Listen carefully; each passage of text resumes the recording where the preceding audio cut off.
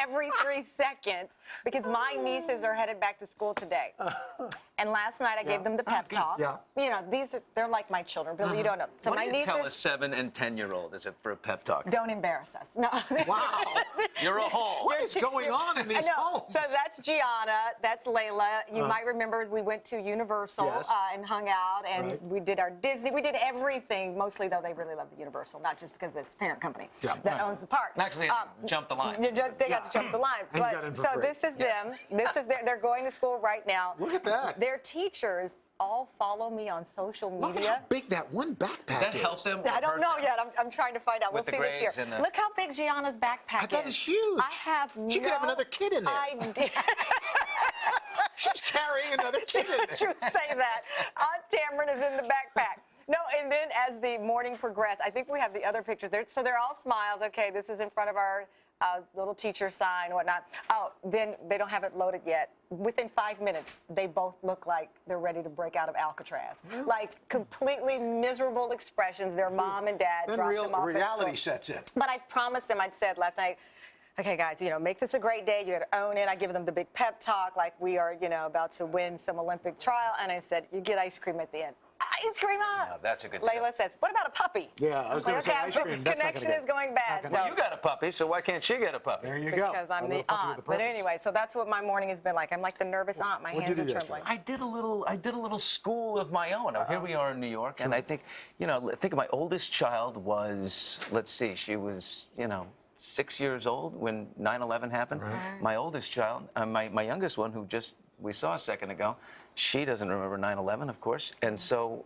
I said, we got to go down there. So I went down to Ground Zero with my kids, spent the afternoon. We looked at the memorial pools and the survivors tree. And I told them about, you know, the day, and we talked about it, and just, I figured that we need to see in New York, and we'll get to Statue of Liberty. Probably never, by the way. No, you'll do it. It'll take At you some some point. time. You'll do it. It's a You'll long do boat it. ride. It took That's me right. 10 years to get to that one. And then there'll be that time you get rid of them and let somebody else watch them, and you know they'll be fine. Yeah.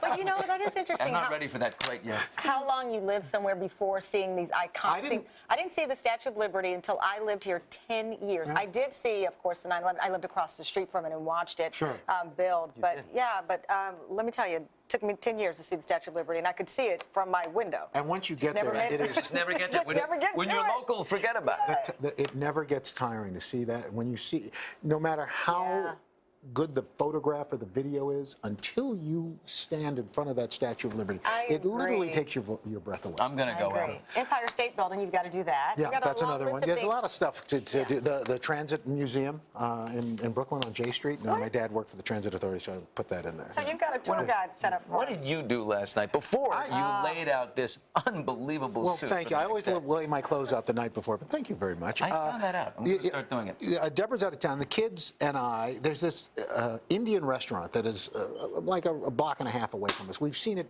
since we've been living in our neighborhood. And we've always said, let's go in. It's called the Tandoor Oven. A very nice place.